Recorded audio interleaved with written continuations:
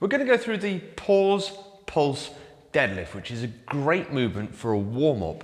I personally like to do this with about 25% of my 1 rep max weight.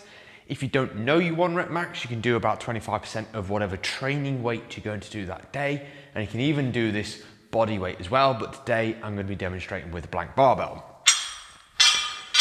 So we want to set up in our Romanian deadlift position, feet hip width apart, shoulders back and nice and set. So we need to treat this like a full weight Romanian deadlift so that we do all the form nice and proper.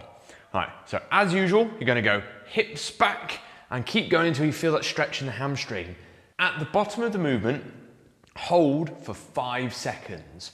Once you've done your 5-second pause, you're going to pulse halfway forward, all the way back, and then hips all the way forward. So it's important to remember that, especially on the pulse, that it's not a lifting the back motion, it's a hips forward, hips backward motion.